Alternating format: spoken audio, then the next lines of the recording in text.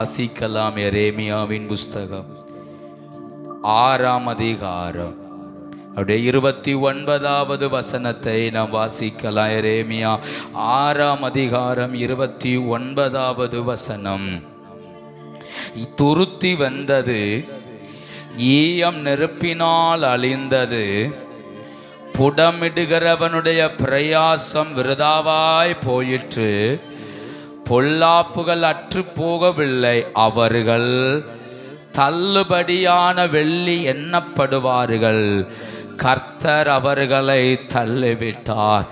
தேவனுடைய புடமிடுதல் என்கிற தலைப்பின் கீழே நம்ம இந்த கால வேளையில் வசனங்களை தியானிக்க போகிறோம். தேவனுடைய புடமிடுதல், இந்த வார்த்தை அழகா இருக்கு பாருங்க.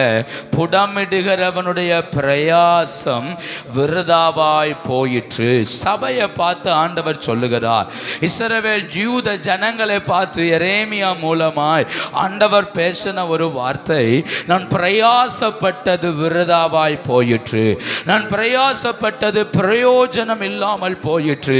இந்த ஜனங்கள் மேல இவர்களை புடமிடுவதற்காக, இவர்களை ஒரு பாத்திரமாய் ஒரு ஆயுதமாய் மாற்றுவதற்காக ஆண்டவர் புடமிட்டார். புடமிட்டாலும் அந்த புடமிடுதலுக்கு இவர்கள் ஒத்து வரவில்லை, அந்த புடமிடுதலுக்கு தங்களை அர்ப்பணிக்கவில்லை. அவர் புடமிடுகிற புடமிடுதலுக்கு தங்களை ஒப்பு கொடுக்காததுனால கர்த்தர் என்ன சொல்றாருன்னா, என் பிரயாசம் விருதாவாய் போயிற்று. நான் கஷ்டப்பட்டு பிரயாசப்பட்டேன், கஷ்டப்பட்டு இவனை புடமிட நினைத்தேன், இவனை ஒரு பாத்திரமாய் உருவாக்க நினைத்தேன், ஆனால் இவன் கெட்டு போனான். என்னுடைய பிரயாசம் எல்லாம் விருதாவாயிற்று. மணிக்கணக்காய், நாள் கணக்காய், மாத கணக்காய், வருஷ கணக்காய் இவனை எப்படியாவது உருவாக்கலாம் என்று நினைத்தோம், ஆனால் உருவாக்க முடியவில்லை. நல்லா புரிந்து கொள்ளுங்கள், ஆண்டவர் என்னைக்குமே ஒரே காரியத்தில் முடிவெடுக்கிறவர் அல்ல. அவர் பல தடவை காத்திருக்கிறார், பல தடவை இன்னொரு வாய்ப்பு கொடுக்கிறார். ஆண்டவர் வாய்ப்பு கொடுக்காமல் எதையும் முடிவெடுப்பவர் அல்ல. பல தடவை வாய்ப்பு கொடுத்து இப்ப உருவாக்குவோம், இனி உருவாக்குவோம், இனி சரியாயிருவோம், இனி வாழ்க்கை மாறும், பல தடவை கர்த்தர் வாய்ப்பு கொடுத்து பிரயாசப்படுகிறார். ஆனா இப்ப எரேமியாவிட்ட கர்த்தர் சொல்றார், எரேமியாவே, என் பிரயாசங்கள் எல்லாம் விருதாவாய் போயிற்று. நான் கஷ்டப்பட்டு பிரயாசப்பட்டேன், இவர்கள் மாறுவார்கள் என்று நினைத்தேன், புடமிடலாம் நினைத்தேன், ஆனால் பிரயாசம் விருதாவாய் போயிற்று என்று வேதனைப்பட்டார். இந்த 10வது மாதத்தின் கடைசி வாரத்தில் நிற்கிறோம். இன்னைக்கு நம்ம ஆண்டவர்கிட்ட கேட்க வேண்டிய ஒண்ணு, ஜெபிக்க வேண்டிய ஒண்ணு, உம்முடைய பிரயாசம் என்னில் விருதாவாய் போயிடக்கூடாது, உம்முடைய பிரயாசம் என்னில் பலனற்று போகக்கூடாது, உம்முடைய முயற்சிகள் என்னில் தோற்று போகக்கூடாது. இது ஒரு பாரம், இது ஒரு பாரம். பாரத்தோடு கேட்க வேண்டிய ஒரு ஜெபம். வாலிப பிள்ளைகள், பெரியவர்கள் எல்லாரும் வசனத்தை நல்லா கவனிக்கணும். என்னில் அவர் எடுக்கிற முயற்சி, என்னை சீர்படுத்துவதற்காய், என்னை நிலைநிறுத்துவதற்காய், என்னை ஒரு பாத்திரமாய் மாற்றுவதற்காய் அவர் எடுக்கிற முயற்சிகள் ஒரு நாளும் தோற்றுறக்கூடாது, ஒரு நாள் விழுந்துடக்கூடாது, ஒரு நாள் விழுந்துடக்கூடாது. ஏன்னா கர்த்தர் என்னில் அதை விரும்புகிறார், அதை விரும்புகிறார். அவர் என்னை கொண்டு ஏதோ ஒன்று செய்ய விரும்புகிறார். நம்முடைய வாழ்வில் ஏதோ ஒரு திட்டத்தை செயல்படுத்த விரும்புகிறார். நம்முடைய ஜீவியங்களில், நம்முடைய வாழ்வில் அவர் ஒரு பெரிய மகத்துவம் உள்ள திட்டத்தை வைத்திருக்கிறார். ஆண்டவர் கேட்கிற ஒரு கேள்வி, என் கையில் கெட்டு போகாது, புடமிடும் போது கெட்டு போகாது, உன் வாழ்வு கெட்டு போக இடம் கொடுக்காது. அவர் கையில எடுக்கும் போது கெட்டு போகுமானால் அதை அவர் வேறே பாத்திரமாய் வணைவார். ஆனால் திட்டங்கள் மாறும், தரிசனங்கள் மாறும். இந்த கால வேளையிலே ஒரு ஜெபத்தோடு இருக்கணும். ஆண்டவரே, என்னில் உம்முடைய பிரயாசங்கள் வீணாவாய் போயிடக்கூடாது. என்னை புடமிடுகிறவர் தம்முடைய திட்டத்தை என்னில் நிறைவேற்றணும். என்னை உயிர்ப்பிக்கிறவர் என்னில் தம்முடைய விருப்பத்தை நிறைவேற்றணும். என்னை பலப்படுத்துகிறவர் அவருடைய மகிமையை என்னில் காண செய்யணும். ஆமென், ஹல்லேலூயா. நேத்து விழுந்தது போல இன்னைக்கு விழக்கூடாது. போன மாசம் விழுந்தது போல இன்னைக்கு விழக்கூடாது. போன வருஷம் விழுந்தது போல விழக்கூடாது. ஆவிக்குரிய வாழ்வில் ஒவ்வொரு நாளும் தேவ பிரசன்னத்தில் எழும்பணும். ஒவ்வொரு நாளும் புடமிடுகிற கர்த்தர் கையில் உருவாக்கப்படணும். ஒவ்வொரு நாளும் நான் ஒரு பாத்திரமாய் வாழணும். அப்படி வாழாவிட்டால் கர்த்தர் சொல்வார், என்னுடைய பிரயாசம் விருதாவாய் போயிற்று. இயேசு கிறிஸ்து ஜெபிக்கும் போது இப்படி ஜெபித்தார், பிதாவே நீர் எனக்கு தந்தவைகளில் ஒருவரை கூட நான் இழந்து போகல. கேட்டின் மகன் கெட்டு போனானே தவிர வேற ஒருவரும் கெட்டு போகல. 12 பேரில் 11 பேரை இயேசு காப்பாற்றினார். ஒருவன் மாத்திரம் பிசாசா இருந்தான். ஒருவன் மாத்திரம் பிசாசுக்கு இடம் கொடுத்தான். அவனையும் இயேசு நேசித்தார். அவனிடத்திலும் இயேசு பேசினார். ஆனால் தன்னை உருவாக்குகிறவர் கையில் அவன் விட்டு கொடுக்கல. மத்த 11 பேரும் உருவாக்குகிறவர் இஷ்டத்திற்கு தங்களை விட்டு கொடுத்தார்கள். ஆனால் அவன் விட்டு கொடுக்காததுனால இயேசு ஜெபிக்கிறான், அந்த ஒருவன் மாத்திரம் கெட்டு போனானே.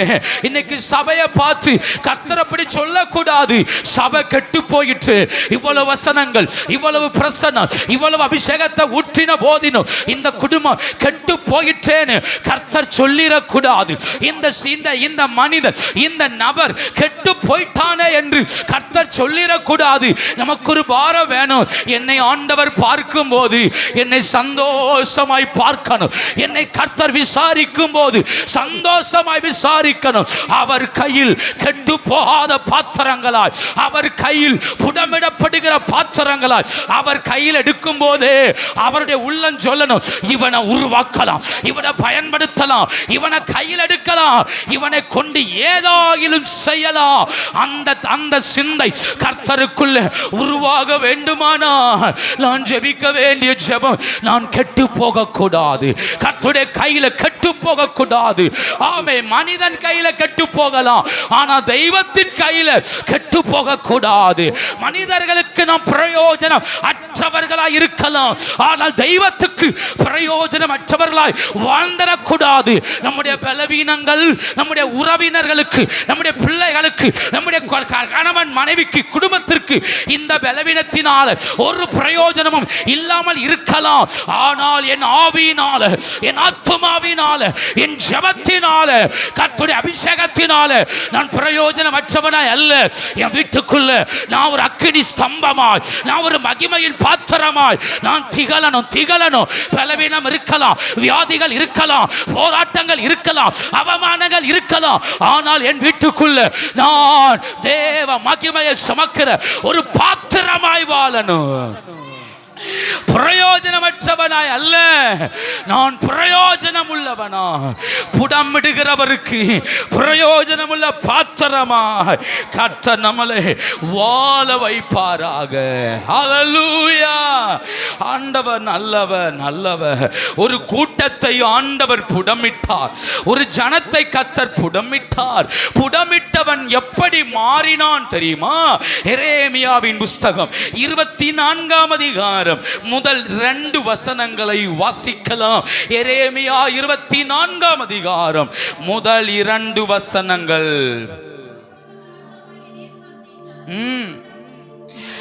யெகோனியா என்கிற யூதாவின் ராஜாவையும்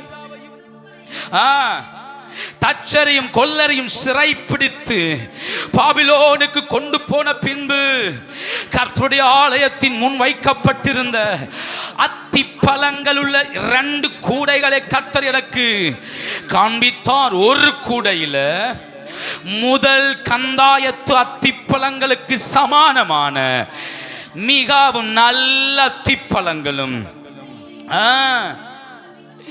மிகவும் கெட்ட அத்திப்பழங்களும் இருந்தது. 5ஆம் வசனம், நான் இவ்விடத்திலிருந்து தேசத்துக்கு சிறைப்பட்டு போகவிட்ட யூதரை நான் இந்த நல்ல அத்திப்பழங்களுக்கு ஒப்பிடுவேன்.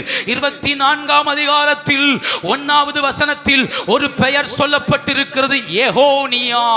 யார் இந்த எகோனியா? யோயாக்கீன் என்னும் ராஜா. இவன் யோயாக்கீமுடைய மகன் யோயாக்கீன். இந்த ராஜாவை குறித்து வேதம் சொல்லுகிறது, இவன்கள் தான் முதல் சிறையிருப்பில் பாபிலோனுக்கு சென்றவர்கள். யோயாக்கீன் என்பவனை, அந்த வார்த்தை திரும்ப உச்சரிக்கிறதை புரிந்து கொள்ளுங்கள். யோயாக்கீன் என்கிற ராஜா, இவனுக்கு இன்னொரு பெயர் தான் எகோனியா. கர்த்தர் இவனை கோனியா என்று கூப்பிட்டார். சோ 3 பேர் இருக்குது இவனுக்கு, யோயாக்கீன், எகோனியா, கோனியா. நான் இதுக்கெல்லாம் பின்னாடி வருகிறேன். இந்த ராஜாவின் தலைமையில தான், இந்த எகோனியாவின் தலைமையில ஒரு கூட்ட ஜனங்கள் பாபிலோனுக்கு கொண்டு போகப்பட்டார்கள், புடமிடப்பட்டார்கள். இப்ப கர்த்தர் சொல்றார் எரேமியாட்ட, எரேமியாவே நீ என்னத்தை காண்கிறாய்? எரேமியா சொல்றார், ஆண்டவரே 2 பல கூடைய பார்க்கிறேன். ஒரு பல கூடையில முதல் கந்தாயத்து அத்திப்பழங்கள், முதல் சீசன்லயே ஃபர்ஸ்ட் பழுத்த ஃப்ரெஷ்ஷா இருக்கிற பழங்கள் நிரம்பி இருக்கிறது, அவைகள் நல்லவைகள். இன்னொரு கூடை இருக்கிறது, அது கெட்ட அத்திப்பழங்கள், புசிக்க தகாதவைகள், நல்லா இல்ல ஆண்டவரே. அப்ப ஆண்டவர் சொல்லுகிறார், இந்த முதல் கந்தாயத்து அத்திப்பழங்கள் இருக்குதே, இது யார் தெரியுமா? எகோனியாவும் அவனோடு கூட பாபிலோனுக்கு புறப்பட்டு போன யூதர்கள். நான் அதை விட்டுருவோம், எகோனியாங்கிற பெயரை மட்டும் இந்த பகல் வேளையில தியானிப்போம். ஆண்டவர் இந்த எகோனியா என்கிற மனிதனை குறித்து சொல்லுகிறார், இவன் யார் தெரியுமா? முதல் கந்தாயத்து அத்திப்பழம், முதல் தரமானவன். சொல்லுங்க பார்க்கலாம், என்ன தரமானவன்? முதல் தரமானவன். புடமிடப்பட்ட பிறகு புடமிடுவதற்கு முன்னல்ல இந்த பெயர் வந்தது, புடமிடப்பட்ட பிறகு ஒரு பெயர் வருது. இவர்கள் முதல் கந்தாயத்து அத்திப்பழங்கள். நான் சொல்றதை நல்லா புரிந்து கொள்ளுங்கள். நீங்களும் நானும் புடமிடுகிறவருடைய இஷ்டத்திற்கு நம்மளை விட்டு கொடுப்போமானால், புடமிடுகிறவருடைய விருப்பத்திற்கு நம்மளை அர்ப்பணிப்போமானால், முடிவில் ஆண்டவர் சொல்வார், இவர்கள் முதல் கந்தாயத்து அத்திப்பழங்கள், இவர்கள் முதல் தரமானவர்கள். ஆமே, முதல் தரமானவர்கள் என்கிற பெயரை வாங்குவதற்காகத்தான் ஆண்டவர் புடமிடுகிறார். ஏன் கெட்டு போக கூடாது தெரியுமா? நான் தேவன் கையில முதல் தரமா இருக்கணும். ஆண்டவர் 2ஆம் தரம் 3ஆம் தரத்தெல்லாம் ரொம்ப விரும்புறது இல்லை. அவர் தன் கையில எப்பவுமே முதல் தரத்தை விரும்புகிறார். இயேசு சொல்லும்போது சொன்னார், அவர்கள் 100, 60, 30 பலன் கொடுப்பார்கள். அதுதான் அவர் எடுத்தவனே 100க்கு தான் போனார். அவருடைய திட்டத்திலேயே எல்லாம் முதல் தரமானது, எல்லாம் ஃப்ரெஷ் ஆனது. கர்த்தர் சொல்றார், நீ இருந்துராத, நீ கெட்டு போயிராத, நீ முதல் தரமா இருக்கணும். அப்படியானால் புடமிடுகிறவருடைய இஷ்டத்திற்கு என்னை ஒப்பு கொடுக்கும் போது, புடமிடுகிறவருடைய விருப்பத்திற்கு என்னை அர்ப்பணிக்கும் போது, என்னை முதல் தரமாய் நிறுத்த கர்த்தர் வல்லவர். இப்ப முதல் தரம் என்பது விலையேறப்பட்டது. ஒரு அறுவடையில முதல் அறுவடை என்பது விசேஷமானது. ஏன்னா அதுல தான் அவன் போட்ட முழு எஃபோர்ட்டுடைய வேல்யூ என்னன்னு தெரியும். ஒரு பெரிய நெல் போட்டிருக்கிறாங்கன்னா, அவன் அறுவடை செய்யும் போது இன்னைக்கு ஒரு 100 மூடை கிடைச்சதுன்னா அதோடைய எஃபோர்ட் அதுல தான் தெரியும், இவ்வளவு இருக்குதான்னு. 2வது அறுவடை, 3வது அறுவடை அதல்ல, முதல் அறுவடையில எவ்வளவு வந்துச்சு, முதல் தரம் என்ன? அப்போ ஆண்டவர் என்ன எதிர்பார்க்கிறார்? என் கையில நீ முதல் தரமா இருக்க வேண்டுமானால், எகோனியாவே, புடமிடுகிறவர் கையில கெட்டு போயிடவே கூடாது, புடமிடுகிறவன் கையில தோத்து போயிடக்கூடாது. என்னை எவ்வளவுக்கு எவ்வளவு அர்ப்பணிக்கிறோமோ அவ்வளவுக்கு முதல் தரமாய் நிறுத்த கர்த்தர் வல்லவர். அல்லேலூயா, கர்த்தர் நல்லவர். இந்த எகோனியா என்கிறவனை கர்த்தர் எப்படியெல்லாம் புடமிட்டார் தெரியுமா? சும்மா ஒன்றும் இவன் முதல் தரமான இடத்துக்கு வரல. கொஞ்சம் முன்னாடி போவோம், இவன் வாழ்வில் அனுபவித்த சில கஷ்டங்கள் உண்டு. இந்த முதல் தரம் என்கிற பெயரை வாங்குவதற்கு இவன் அனுபவித்த சில வழிகள் இருக்கிறது. என்ன வழி? வாசித்து பாருங்க, 22ஆம் அதிகாரம் 24வது வசனத்தை வாசிக்கலாம். எரேமியா 22:24. யோயாக்கீமின் குமாரன் கோனியா என் வலதுகையின் முத்திரை மோதிரமாய் இருந்தாலும் அதில இருந்து உன்னை கலற்றி, அங்க வாசித்தோம் யெகோனியா, யெகோனியானா தேவன் உன்னை நிலைநிறுத்துவார்னு அர்த்தம். கோனியானா நிலை நிற்க மாட்டேன்னு அர்த்தம். ஆண்டவர் யெகோனியான்னு கூப்பிடுறதுக்கு பதில் கோனியான்னு கூப்பிட்டு சொல்றாரு, ஏ கோனியாவே, நீ என் வலது கையின் முத்திரை மோதிரமாய் இருந்தாலும் உன்னை எடுத்து எரிந்து போடுவேன். யோசித்து பாருங்க, இவன் என்ன தவறு செய்தான்? பைபிள்ல யோயாக்கீம் அல்லது யெகோனியா தவறு செய்ததாக வேதத்தில் சொல்லப்படல. இவன் எந்த தவறும் செய்ததாய் வேதத்தில் பதிவிடவும் இல்லை.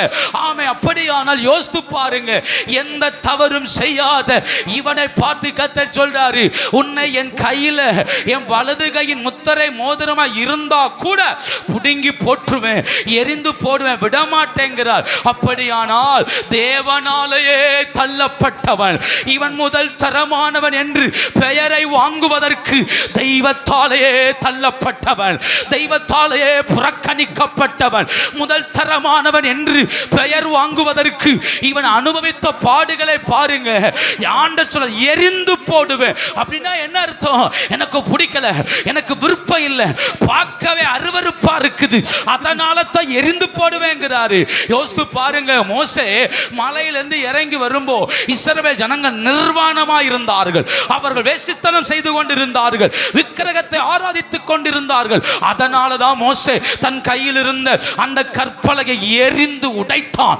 அப்போ எரியணும், உடைக்கணும்னா அந்த இடத்துல ஏதாவது அசம்பாவிதங்கள் நடக்கணும், தெய்வத்துக்கு பிரியமில்லாத காரியம் நடக்கணும், நடந்தா தான் இதை செய்ய முடியும். ஆனா பைபிள் சொல்லுது, கர்த்தர் சொல்ற யெகோனியான்னு கூப்பிடல, ஏ கோனியாவே, நீ நிலை நிற்க மாட்ட, என் வலது கையின் முத்திரை மோதிரமாய் நீ இருந்தா கூட உன்னை எரிவேங்கிறாரு. ஏன் ஆண்டவரே? அதெல்லாம் பதில் இல்லை. ஏன் என்னை எரிவீர்? தெரியாது, உலகத்துக்கு தெரியாது, கூட இருக்கிறவர்களுக்கு தெரியாது, யோயாக்கீம் என்ன தவறு செய்தார் தெரியாது. ஆனா பைபிள் சொல்லுது உன்னை எரிவேங்கிறாரு. இந்த கால வேளையிலே ஒன்னு புரிந்து கொள்ளுங்க, ஆமென். தெய்வம் சில நேரம் புறக்கணிப்பின் பாதைகளுக்குள்ள, அவமானத்தின் பாதைகளுக்குள்ள, தள்ளப்படுகிற அனுபவங்களுக்குள் என்னை தள்ளுகிறார் என்றால் நான் புரிந்து கொள்ள வேண்டும், அவர் என்னை புடமிடுகிறார், அவர் என்னை புடமிடுகிறார், அவர் என்னை புடமிடுகிறார். அதனால தான் காரணமில்லாத புறக்கணிப்புகள், காரணமில்லாத அவமானங்கள். யோயாக்கீம் என்ன சொல்லி ஜெபித்திருப்பான்? நான் என்ன செய்தேன்? உம்முடைய கையில் இருந்து எரிந்து விடப்படுவதற்கு நான் என்ன செய்தேன்? என் பிதாக்கள் செய்த தவறுக்கு நான் என்ன செய்ய முடியும்? ஆனா அதுக்கு பதில் வரல. மாறாய் கர்த்தர் சொல்றார், எரிவேன், எரிவேன், உன்னை கையில வைக்க மாட்டேன். இந்த கால வேளையிலே ஒன்னு புரிந்து கொள்ளுங்கள், தெய்வ கரம் நம்மேல் அமருமானால் ஆண்டவர் சில நேரம் புறக்கணிப்பின் பாதைகளுக்குள்ள அவர் நடத்துவார், அவமானத்தின் பாதைகளுக்குள்ள அவர் நடத்துவார். ஏன் இயேசு கிறிஸ்து ஜெபித்தாரே, என் தேவனே, என் தேவனே, ஏன் என்னை கைவிட்டீர்? அவருடைய வலது கையில் முத்திரை மோதிரமாய் இருந்த இயேசுவையே பிதா ஒரு கணம் கைவிட்டார். இயேசு சொன்னார், ஏன் என்னை கைவிட்டீர்? ஓ, இந்த பகல் வேளையிலே கர்த்தர் புடமிடுகிறார், கர்த்தர் புடமிடுகிறார். நீங்க கேட்கிற சில கேள்விகளுக்கு ஒரு பதில் கர்த்தர் புடமிடுகிறார். இந்த பகல் வேளையிலே கர்த்தர் புடமிடுகிறார். அதனாலதான் கர்த்தர் அமைதியா இருக்கிறார். தேவனுடைய அமைதி புடமிடுகிறது. தேவனுடைய அமைதி அவர் பேசக்கூடாதுன்னு அல்ல, உன் கூட கிரியை செய்யக்கூடாதுன்னு அல்ல, அவர் புடமிடுகிறார். புரிந்துகொள், புரிந்துகொள், அவர் புடமிடுகிறார். எதற்காக? உன்னை முதல் தரமாய் மாற்றுவதற்காக, உன்னை முதல் தரமாய் நிறுத்துவதற்காக. உன்னை முதல் தரமாய் ஆண்டவருக்கு இரண்டாவது மூணாவது இல்ல, அவருக்கு தேவை முதல் தரம், முதல் தரம், முதல் கந்தாயத்து அத்திப்பழங்கள். கர்த்தருக்கு தேவை முதல் அறுவடை கோதுமை. இந்த பகல் வேளையில் பரிசுத்த ஆவியானவர் முதல் தரமாய் நம்மை மாற்றுவதற்காகவே சில அமைதியை கர்த்தர் வைத்திருக்கிறார். ஹல்லேலூயா. ஏன் ஆண்டவர் என்கிட்ட பேசல? ஏன் ஆண்டவர் என்கிட்ட ஒன்றும் சொல்லல? ஏன் கர்த்தர் அமைதியா இருக்கிறார்? என் வாழ்வில் ஏன் கர்த்தர் அமைதியா இருக்கிறார்? பதில் சொல்றது இல்லைன்னா புரிந்து கொள், அவர் புடமிட விரும்புகிறார். இப்ப சொல்ற வார்த்தையை ஆவில புரிந்து கொள்ளுங்க. அவர் கையில கெட்டு போகாத, கெட்டு போகாத, கையில கெட்டு போகாத. அவர் அமைதியா இருக்கும்போ கெட்டு போகாத. அவரை பிடிச்சுக்கோ, அவரை பிடிச்சுக்கோ. உடவாலமாரி யாந்தரா. அவர் உன்னை தள்ளி விடும்போ அவரை பிடிச்சுக்கோ, கெட்டு போகாத. முதல் தரமாய் மாற்ற வல்லவர். ஹல்லேலூயா. அநேகர் அநேகர் கர்த்தர் கையில எடுத்தார், கொஞ்சம் அமைதியா இருந்து பார்த்தார். அவர் சைலண்டா இருந்த நேரத்தில் அவர்கள் கெட்டு போனார்கள். அவர் அமைதியா இருந்த நேரத்தில் அவரை விட்டு தூரம் ஓடினார்கள். இந்த பகல் வேளையில் இதை தீர்க்கமாய் எழுதி வைத்துக் கொள்ளுங்கள். ஆண்டவர் அமைதியா இருக்கிறார் என்றால் நான் புரிந்து கொள்ள வேண்டியது, நான் இன்னும் கர்த்தரை சார்ந்து கொள்ள வேண்டும். நான் இன்னும் கர்த்தரை பற்றி கொள்ள வேண்டும். நான் இன்னும் கர்த்தரை நம்பணும். ஏன்னா இது புடமிடுகிற சமயம், இது புடமிடுகிற சமயம். அவர் அமைதியா இருக்கிறார். 13 வருஷம் யோசேப்பிட்ட கர்த்தர் அமைதியா இருந்தார். ஏன்? அது புடமிடுகிற காலம். புடமிட்டு முடித்த போது முதல் தரமாய் கர்த்தர் மாற்றினார். ஹல்லேலூயா. ஆண்டவர் சொல்றாரு பாருங்க, என் வலது கையின் முத்திரை மோதிரமாக இருந்தாலும், என் கையிலேயே இருந்தாலும் எரிவேன். ஏன் ஆண்டவர்? உன்னை முதல் தரமாய் மாற்றுவதற்காக. நான் சொல்ல போற எதிலுமே பிசாசுக்கு வேலையே கிடையாது. இது முழுக்க முழுக்க கர்த்தர் செய்வது. இது முழுக்க முழுக்க கர்த்தர் செய்யறது. பிசாசு என்ன செய்யறான் தெரியுமா? கர்த்தர் செய்யும் போது நம்முடைய இருதயத்தை திசை திருப்புகிறான். நம்முடைய உள்ளத்தை திசை திருப்புறதுனால தான் அவர் புடமிடுவது புரியல, அவரை நெருக்குவது புரியல. யோயாக்கீனை கர்த்தர் புடமிட்டார். ரெண்டாவது இவனை பார்த்து ஒரு வார்த்தையை கர்த்தர் சொல்றாரு பாருங்க. 25 வசனம், 22, 25. உன் பிராணனை வாங்க தேடுகிறவர்களின் கையிலும் நீ பயப்படுகிறவர்களின் கையிலும் எவ்வளவு ஆபத்து பாருங்க. கர்த்தர் சொல்றாரு, நீ யாருக்கெல்லாம் பயப்படுறியோ அவன் கையிலெல்லாம் உன்னை ஒப்பு கொடுப்பேன், அவன் கையிலெல்லாம் விட்டு கொடுப்பேன். ஏகோனியா, இவன் சாதாரண ஆள் கிடையாது. இவனை குறித்து 2 வார்த்தை சொல்லட்டுமா? இவன் ஒரு ஐடல், அந்த நாட்டுடைய ஐடல், உயர்ந்த உயர்ந்த ஸ்தானத்தில் இருக்கக்கூடியவன். இவனை சுத்தி இவனுக்கு நிகர் யாருமே இல்லைங்கிற அளவுக்கு இவன் ஒரு ஃபேமஸ் ஆனவன். வசனம் அப்படிதான் சொல்லுது. 28ஆம் வசனத்தை பாருங்க. கோனியா என்கிற இந்த மனுஷன் அவமதிக்கப்பட்ட உடைந்த சிலையோ, ஒருவரும் விரும்பாத பாத்திரமோ. 2 கேள்வி கேட்கிறார். இவன் என்ன உடைஞ்ச சிலையா, உடைஞ்சு போன ஐடலா? இவன் சாதாரண ஆளா, யாரும் விரும்பாத ஆளா? அப்படின்னா என்ன அர்த்தம்? அந்த நாட்டுடைய விரும்பத்தக்க பாத்திரம், அந்த நாட்டிலேயே உயர்ந்த பாத்திரம். அவனை பார்க்கிறவர்கள் யோயாக்கீனை பெருமையாய் பார்த்தார்கள். ஏன்னா திறமசாலி, மகிமையானவன். ஆனா அவனை பார்த்து கர்த்தர் சொல்றாரு, நீ பயப்படுகிறவன் கையில உன்னை ஒப்பு கொடுப்பேன். யாருக்கெல்லாம் பயப்படுறியோ அவன் உன்னை மேற்கொள்ளுவான். யாருக்கெல்லாம் பயப்படுறியோ அவன் உனக்கு விரோதமாக எழும்பி நிற்பான். ஏன்னா அவன் கையில ஒப்பு கொடுக்கப்படுவ. எதற்காக? அவர் புடமிட்டார். இதெல்லாம் சொல்லிட்டு கர்த்தர் செய்யல, கர்த்தர் அவனை விட்டு கொடுத்தார். பயப்படுகிறவன் கையில. சங்கீதக்காரன் தாவீது சொல்றார், என்னிலும் பலவான் கைகளுக்கு என்னை நீங்களாக்கி விடுவித்தீர். என்னை சும்மா விடல, என்னிலும் பலவானுடைய கைகளுக்கு என்னை நீங்களாக்கினீர். ஆனா நானும் பயப்படுகிறவர் கைகளில் சிக்கிறேன். யாருக்கெல்லாம் பயப்படுறேன் அவர்களை மேற்கொள்ளுகிறார்கள். வியாதி மேற்கொள்ளுது, உலகம் மேற்கொள்ளுது, குடும்பங்கள் மேற்கொள்ளுது, சூழ்நிலை மேற்கொள்ளுது. பயப்படுகிறவன் கையில் ஒப்பு கொடுக்கப்படுகிற. புரிந்து கொள்ளணும், கர்த்தர் என்னை புடமிடுகிறார். அவர் என்னை புடமிடுகிறார். அவர் என்னை சில நேரம் ஒப்பு கொடுக்கும்போ, ஏன் ஆண்டவரே உம்மை ஆராதிக்கிற என் வாழ்க்கையில் ஏன் இந்த பயம், ஏன் இந்த நடுக்கோன்னு சொல்லும்போ புரிந்து கொள்ளணும், அது என்னை புடமிடுகிற நேரம். அப்பெல்லாம் நான் கர்த்தரை சார்ந்து கொள்ளணும், அப்பெல்லாம் கர்த்தரை சார்ந்து கொள்ளணும், அப்பெல்லாம் கர்த்தரை பிடித்து கொள்ளணும். சரி ஆண்டவரே, ஏதோ ஒன்று செய்கிறீர், அதற்கெனை ஒப்பு கொடுக்கிறேன் என்று சொல்லி அர்ப்பணிப்போமானால் மகிமையாய் மாற்ற கர்த்தர் வல்லவராய் இருக்கிறார். இந்த யோயாக்கீனை பார்த்து ஆண்டவர் ஒரு வார்த்தை சொல்லுகிறார்.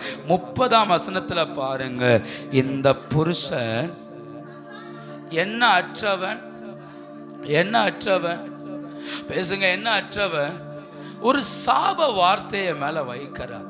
இந்த புருஷன் சந்தானமற்றவன். இஸ்ரவேலிலே கர்த்தர் சொன்னார், மலடும் மலட்டு கற்பம் இஸ்ரவேலில் இருப்பதே இல்லை, கர்ப்பம் விழுதலும் மலடும் இஸ்ரவேலில் இருப்பது இல்லை. அது இஸ்ரவேலுடைய வாக்குத்தத்தம், இஸ்ரவேலுடைய நம்பிக்கை. அது அதனால மலடு அங்கே இருப்பதில்லை. எசேக்கியா ராஜா அவன் அழுது ஜெபித்த போது கர்த்தர் அவனுக்கு ஒரு சந்ததியை உருவாக்கினான். அப்போ சந்தானமற்றவன் என்கிற பெயர் இஸ்ரவேலில் வருவது இல்லை. நான் பைபிளில் தேடி பார்த்தேன், யாருக்கு சந்தானமற்றவன்கிற பெயர் வரும் அப்படின்னா, என்னை அதிர்ச்சிக்குள்ளாக்குன ஒரு வசனம் இருக்கிறது. வசனத்தை வாசிக்கணும், நான் சம்பவத்தை சொல்றேன். ஒரு மனுஷன் தன் தகப்பனுடைய சகோதரனின் மனைவியை, அதாவது தன்னுடைய சித்திய, தன்னுடைய அப்பாவுடைய சகோதரன், சித்தப்பாவோ பெரியப்பாவோ, அவருடைய மனைவியை எடுத்துக்கொண்டால் அவன் சந்தானமற்றவன் அப்படிங்கிற சாபம் சொல்லப்பட்டிருக்கிறது. 2, ஒருவன் தன் சகோதரனின் மனைவியை, சகோதரன் உயிரோடு இருக்கும்போ அவன் மனைவியை தனக்கு சொந்தமாக்கி கொண்டால் அவன் சந்தானமற்றவன் அப்படின்னு லேவியராகமத்தில் பிரமாணம் சொல்லப்பட்டிருக்கிறது.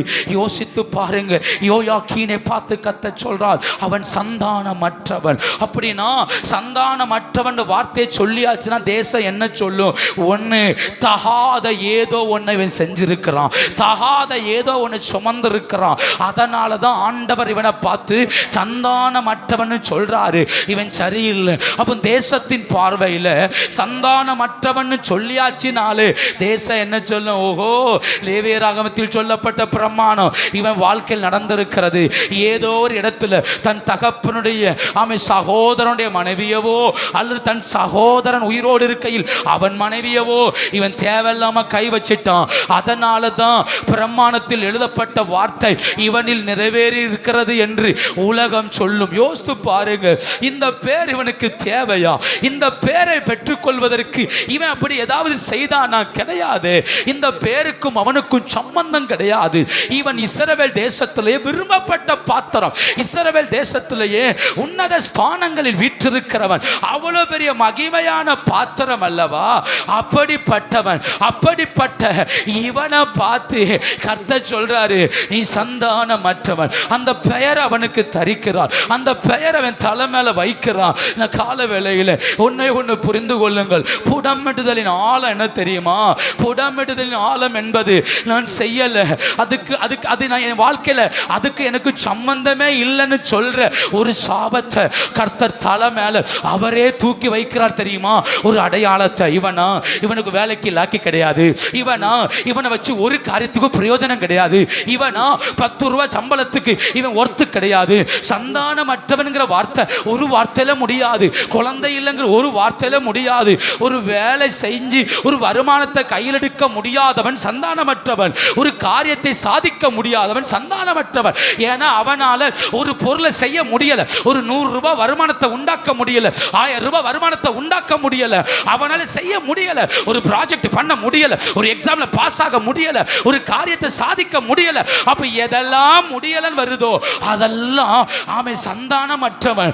இப்போ கர்த்தர் இவனை பார்த்து சொல்றாரு, ஏன் நீ சந்தானமற்றவன்? நீ வாழ்வடைய மாட்ட, இந்த பூமியில வாழ்ந்திருக்கவே மாட்ட, உன் சந்ததியில் அடுத்த ஒருத்தன் இந்த சிங்காசனத்தில் அமரவே மாட்டான். யோசித்து பாருங்க, இதெல்லாம் பிசாசு வைத்தவைகள் அல்ல, பிசாசினால் கட்டப்பட்டவைகள் அல்ல.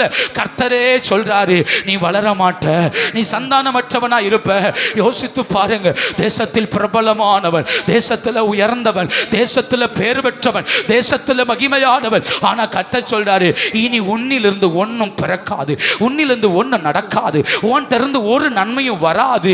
இந்த கால வேளையில ஒருவேளை நம்மளை பார்த்து உலகம் சொல்லலாம், இவன் திறந்து ஒரு நன்மையும் வரல, இவன் திறந்து ஒரு ஆசீர்வாதம் வரல, இவனால ஒரு பிரயோஜனம் இல்லை. குடும்பம் சொல்லலாம், இவன் வந்த நேரம் வீடு தோத்து போயிருச்சு, இவனால தான் எங்க வீடு தோத்து போயிருச்சு, இவனால தான் எங்க வாழ்க்கை தோத்து போயிருச்சு, இந்த நபரால தான் இந்த வீடு சீரழியுது. இத உலகம் உலகம் சொல்லலாம்.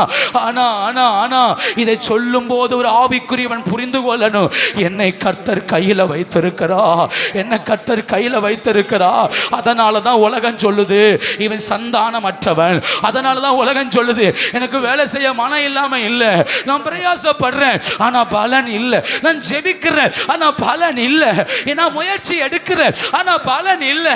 பலன் இல்லாததுனால உலகம் சொல்லுது அவன் பிரயாசம் விருதா, அவன் கைகளின் கிரியைகள் விருதா, அவன் விருதாவானவன் என்று உலகம் சொல்லுது.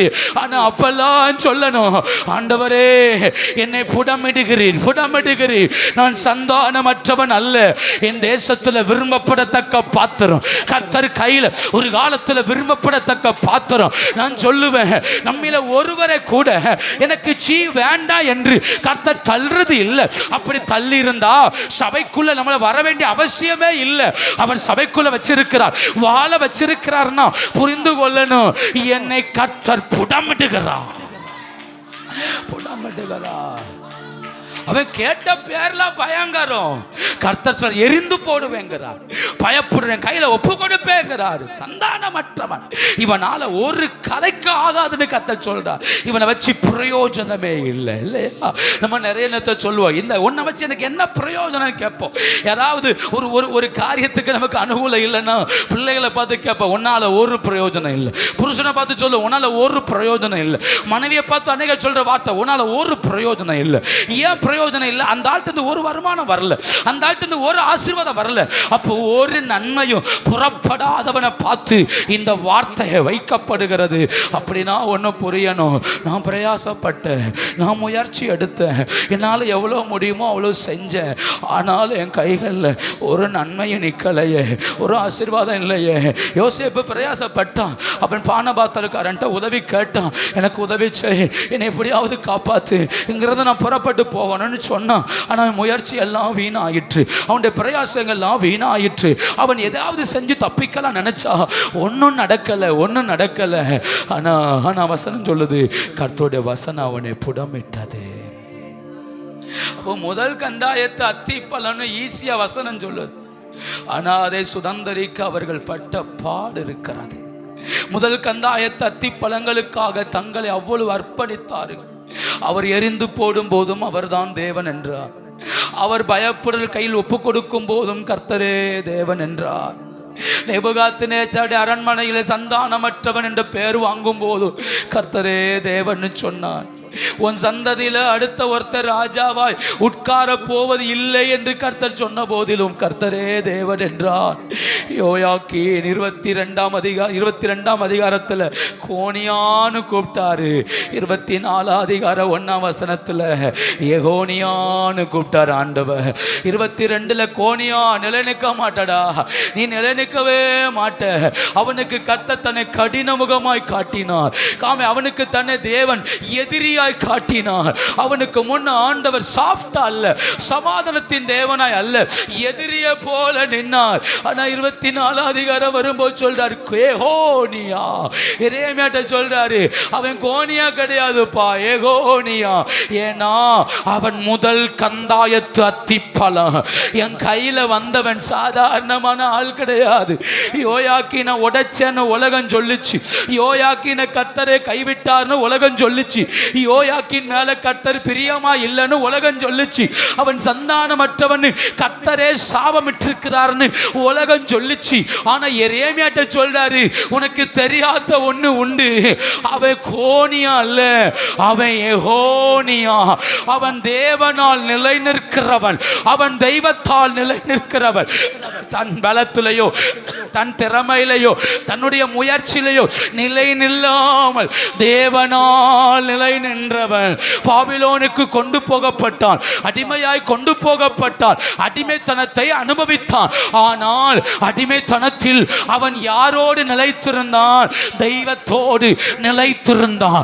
அடிமைத்தனத்தில் அவன் கைகள் கர்த்தரை பற்றி கொண்டது. அடிமைத்தனத்தில் யோயாக்கீன் கர்த்தரை சார்ந்து கொண்டான். இதே அடிமைத்தனத்தில் தான் அனனியா, அசரியா, மிஷாவேல், தானியேல் என்பவர்கள் எல்லாரும் இந்த யோயாக்கீனோடு சேர்ந்து பாபிலோனுக்கு போனவர்கள். அந்த பாபிலோனுக்கு போனதில் 4 பேர்களுடைய பெயர்கள் வெளியே சொல்லப்பட்டது. வெளியே சொல்லப்படாத ஒருவன் யோயாக்கீன். வெளியே சொல்லப்படல, இவனுக்குன்னு தனி சப்ஜெக்ட் இல்ல, இவனை குறித்து பெருசா சொல்லப்படல. ஆனா ஆண்டவர் எரேமியாட்ட சொல்றாரு, ஹே இங்கிருந்து புறப்பட்டு போனால அவன் பேர் யெகோனியா. அவன் சாதாரண ஆள் கிடையாது. முதல் கந்தாயத்து அத்திப்பழம். தன்னை புடமிடுகிறவர் கையில் தன்னை விட்டு கொடுத்த அவனை பார்த்து கர்த்தர் சொல்றாரு. அவன் ஒரு ஐடலா இருந்தான்ல, அவனை பார்த்து கர்த்தர் சொல்றாரு, அவன் முதல் கந்தாயத்து அத்திப்பழம். நீங்க வரல. யோயாக்கீன கர்த்தர் கையில் எடுத்தார். யோயாக்கீன கர்த்தர் கையில புடமிட்டார். அவனை ஆண்டவர் தன் கையில் எடுத்த போது வேதம் சொல்லுகிறது, கோனியாவா இருந்தவனை ஆண்டவர் கையில் எடுத்தார். அவன் தேசத்தில் நான் உன்னை எரிந்து போடுவேன் கர்த்தர் தான் சொன்னார். உன்னை துரத்துவேன் கர்த்தர் தான் சொன்னார். சந்தானமற்றவன் கர்த்தர் தான் சொன்னார். இப்ப கர்த்தர் சொல்றாரு, அவன் முதல் கந்தாயத்து அத்திப்பழம். தன்னை புடமிட ஒப்பு கொடுத்தவன் முதல் கந்தாயத்து அத்திப்பழம். இந்த பகல் வேளையில் என்னை புடமிடும் என்று சொல்லுகிறவனை அவர் புடமிடுவார். என்னை உடையும் சொல்லுகிறவனை அவர் உடைப்பார். என்னை நொறுக்கி சரியாக்குன்னு சொல்றவனை அவர் சரியாக்குவார். எப்படி தெரியுமா? முதல் கந்தாயத்து அத்திப்பழமாக, முதல் கந்தாயத்து அத்திப்பழமாக, முதல் தரமானவர்களாக என்னை புடமிடுகிற கையில் நான் கெட்டு போக கூடாது. நான் சொல்லணும், அவர் என்னை தூக்கி எறிந்தாலும் அவர் என் தேவன். அவர் என்னை பயப்படுகிறவர் கையில் ஒப்பு கொடுத்தாலும் அவர் என் தேவன். அவர் என்னை சந்தானமற்றவன் என்று அடையாளப்படுத்தினாலும் அவர் என் தேவன். என்னை நிலை நிற்க வைக்க கர்த்தர் வல்லவர். கர்த்தர் வல்லவர், கர்த்தர் வல்லவர். யெகோனியா என்று சொல்றாரு. ஏப்பா அவன் போகும்போது கஷ்டத்தோடு வந்தான். பாபிலோனுக்கு வரும்போது கஷ்டத்தோடு வந்தான். எரேமியா பார்த்துட்டு சொல்றாரு, ஐயா பழம் நல்லா இருக்கு, புசிப்பதற்கு நல்லா இருக்குது, அருமையா இருக்குது. யார் ஆண்டவரா இதுனா கர்த்தர் உடைக்கிறார் ஒரு சம்பவத்தை. இது யெகோனியாவாக்கும்.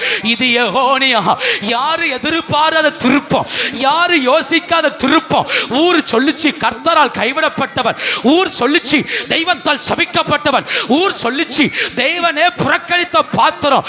இப்ப கர்த்தர் சொல்றாரு, நான் அன்னைக்கு அப்படி சொன்னேன் உண்மைதான், ஆனா இப்ப சொல்றேன் அவன் முதல் தரமானவன், முதல் தரமானவன். இந்த பகல் வேளையில் உலகம் சொல்றது விஷயம் அல்ல, ஊர் சொல்றது விஷயம் அல்ல.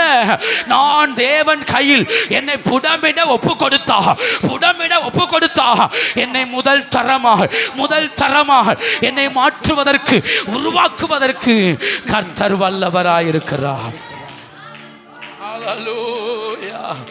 அவன் முதல் தரமானவன். தன்னை ஒப்பு கொடுத்தான், தன்னை அடிக்க ஒப்பு கொடுத்தான், தன்னை எரிந்து போட ஒப்பு கொடுத்தான், தன்னை நொறுக்க ஒப்பு கொடுத்தான். இந்த கால வேளையில் நம்மளே தேவன் கையில் ஒப்பு கொடுத்தால் பிரச்சனைகள் நடுவில் ஒப்பு கொடுத்தால், போராட்டங்கள் நடுவில் ஒப்பு கொடுத்தால், அவன் பாடுகள் நடுவில் கர்த்தரே தேவன் சொன்னார். ஒன்று தெரியுமா? ஒப்பு கொடுத்தல் என்பது என்ன தெரியுமா? லாபமோ நஷ்டமோ அவைகள் நடுவில் உட்கார்ந்து எனக்கு ஜீவன் தந்த கர்த்தரை நான் எக்காலத்தில் ஸ்தோத்தரிப்பேன் சொல்றோம் பாருங்க. அதுக்கு பேரு தாங்க ஒப்பு கொடுத்தல். எனக்கு நல்லது நடந்தாலும் கெட்டது நடந்தாலும் இயேசு என் தெய்வம் என்று அறிக்கையிடுதான் பாருங்க. அதுக்கு பேர் தாங்க ஒப்பு கொடுத்தல். ஆமே, ஆசீர்வாதம் வந்தாலும் வராவிட்டாலும் என் கர்த்தர் எனக்கா யாவையும் செய்வார் என்று ஒப்பு கொடுக்கிறோம் பாருங்க. அதுக்கு பேரு தாங்க ஒப்பு கொடுத்தல். அவனை கர்த்தர் கையில் எடுக்கிறார். சாத்ராக் மேஷாக் ஆபேத்நேகோ சொன்ன வார்த்தை, எங்கள் தேவன் எங்களை தப்புவிக்க வல்லவர். தப்புவிக்காமல் போனாலும் நீ நிறுத்தினதை வணங்க மாட்டோம். தப்புவிக்காமல் போனாலும் நீ நிறுத்தினதை நாங்கள் அப்படி வணங்க முடியாது, அதை ஏற்றுக்கொள்ள முடியாது. யோசித்து பாருங்க, இந்த வைராக்கியம், இந்த நம்பிக்கை தாங்க புடமிடுகிறவன் கையில் ஒப்பு கொடுப்பது. எனக்கு நடந்தா ஆராதிப்பேன் என்பது புடமிடுகிறவன் கையில் ஒப்பு கொடுக்கிற அனுபவமே கிடையாது. அது கிடையாது. கிடையாது. நிறைய நேரத்தில் நினைக்கிறோம், எனக்கு ஆசீர்வாதம் நடக்கட்டும், மாற்றம் நடக்கட்டும், சூழ்நிலை மாறட்டும், வேலை கிடைக்கட்டும், வியாதிகள் மாறட்டும், இந்த பிரச்சனை விட்டு நீங்கட்டும், எல்லாம் சமாதானம் ஆகட்டும், அப்புறம் ஆண்டவரை நான் ஸ்தோத்தரிப்பேன், பொருத்தனை பண்ணுவேன், நிறைவேற்றுவேன். இதெல்லாம் கர்த்தர் விரும்புறதே இல்லை.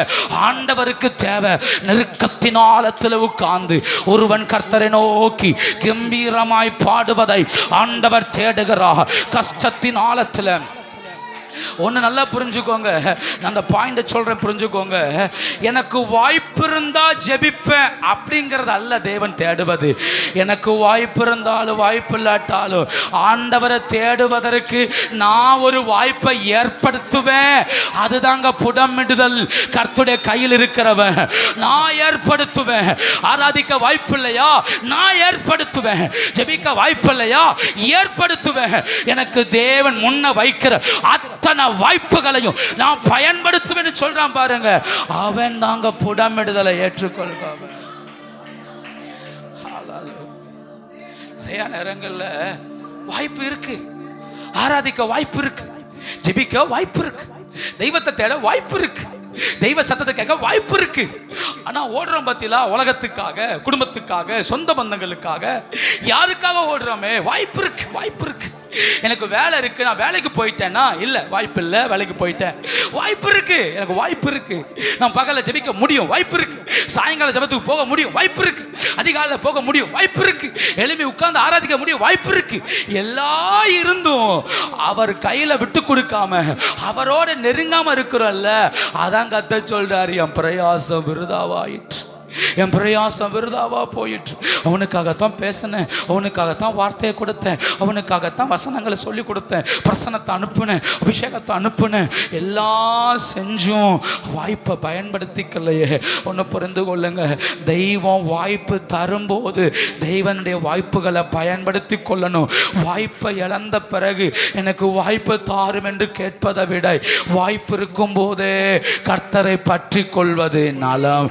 வாய்ப்பு இருக்கும் போதே கர்த்தரை ஆராதிப்பதனாலும். யோயாக்கீன் செய்தது ஒன்னே ஒண்ணுதான், அவர் என்னை எரிந்து போட்டாலும் அவர் என் தேவன், அவர் என்னை ஒப்பு கொடுத்தாலும் அவர் என் தேவன். இவன் சந்தானமற்றவன், இவன் சந்ததியில ஒருத்தனும் அரசால போவதில்லை சொன்னாலும் அவர் என் தேவன், என் தேவன். அதற்கு ஒரு நல்ல உதாரணம் இருக்குதுங்க. 2 ராஜாக்களின் புஸ்தகம் கடைசி அதிகாரம், 2 ராஜாக்கள் 25ஆம் அதிகாரம் 27ஆம் வசனத்திலிருந்து பாருங்க. யூதாவின் ராஜாவாகிய யோயாக்கீனுடைய சிறையிருப்பின் 37ஆம் வருஷம் 12ஆம் மாதம் 27ஆம் தேதியில ஏவில் மொரோதாக் என்னும் பாபிலோன் ராஜாவான வருஷத்துல யூதாவின், அந்த வார்த்தை சொல்லுங்க, யூதாவின், அந்த வார்த்தை சொல்லுங்க, யூதாவின் ராஜாவாகிய யோயாக்கீன் சிறைச்சாலையிலிருந்து புறப்பட பண்ணி அவன் தலையை உயர்த்தி அவனோட அன்பாய் பேசி அவனுடைய சிங்காசனத்தை தன்னோட பாபிலோனில் இருந்து ராஜாக்களின் சிங்காசனங்களுக்கு உயரமாக வைத்து சிறைச்சாலை வஸ்திரங்களை மாற்றினான். அவன் உயிரோடு இருந்த சகல நாளும் போஜனம் பண்ணும்படி. யோசித்து பாருங்க, யூதா தேசத்துல ராஜாவா இல்ல, கர்த்தர் கொண்டு போயிட்டார். யூதா தேசத்துல உன்னை எரிஞ்சு போட்டுருவேன்னு சொன்னார் ஆண்டவர். யூதா தேசத்துல ஒப்பு கொடுப்பேன்னு சொன்னார். யூதா தேசத்துல வச்சு சொன்னா நீ சந்தானமற்றவன்னு சொன்னார். ஆனா கொஞ்ச நாள் ஆச்சு, இவன் கர்த்தரை பிடித்து கொண்டான், கர்த்தரை சார்ந்து கொண்டான். எப்பவுமே ஒரு உயர்வு வருதுன்னா அதுக்கு பின்னாடி கர்த்தருடைய மிகப்பெரிய உதவி இருக்கும். தானியேலை கர்த்தர் சும்மா உயர்த்தல, அவன் கர்த்தரை பிடித்து கொண்டான், கர்த்தரை நம்பினான். அப்போ உயர்வுக்கு பின்ன ஒரு தாழ்மை இருக்கும், ஒரு பற்றி கொள்ற அனுபவம் இருக்கும். ஒரு ராஜா வர்றான், ஏவில் மொரோதாக் வந்த உடனே பார்க்கிறான், இவன் அந்த காலத்து ஐடல், அந்த காலத்து விசேஷித்தவன். அதனால அவன் சொல்றான், ஏதோ சும்மா இவனை தூக்கி காப்பாத்தி ஊருக்குள்ள விடுவன் விடல. பாபிலோன்ல தன் சிங்காசனத்துக்கு பக்கத்துல ஒரு சிங்காசனத்தை போட்டு அங்க சுத்தி இருக்கிற ஒரு 50 ராஜாக்கள் இருக்கிறாங்கன்னு வச்சுக்கோங்க. அந்த 50 பேர்ல இவனை விசேஷமா உட்கார வச்சு இவனுக்கு வஸ்திரங்கள் கொடுத்து இவனை தன் ஆலோசனை சங்கத்துல பக்கத்திலே வச்சிருக்கிறான். பக்கத்துல ஏவில் மொரோதாக் என்கிற ராஜா இவனை பக்கத்திலே வச்சிருக்கிறான். நல்ல ராஜ வஸ்திரம், நல்ல ஆகாரம். அவன் உயிரோடு இருக்கும் காலமெல்லாம் ராஜ அரண்மனையில எரேமியாட்ட சொன்னார்ல, அவன் முதல் கந்தாயத்து அத்திப்பழம், முதல் கந்தாயத்து அத்திப்பழம். அன்னைக்கு இருக்கிற சாம்ராஜ்யத்தில் ஆமே பாபிலோன் தேசத்தை போல உயர்ந்த சாம்ராஜ்யம் கிடையாது. இன்னைக்கு அநேகர் அமெரிக்க தேசத்துடைய பார்லிமெண்ட்ல ஒர்க் பண்ணணுங்கிற ஆசை நிறைய பேருக்கு உண்டு.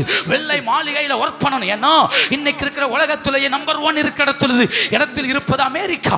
வெள்ளை மாளிகையில் ஒர்க் பண்ணுவது பெரிய கௌரவம். அதே போல அன்னைக்கு இருந்த காலத்தில் அமெரிக்காவை விட இன்னைக்கு இருக்கிற அமெரிக்கா விட பல மடங்கு பவர் உள்ள தேசமாக்கும் பாபிலோன் தேசம்.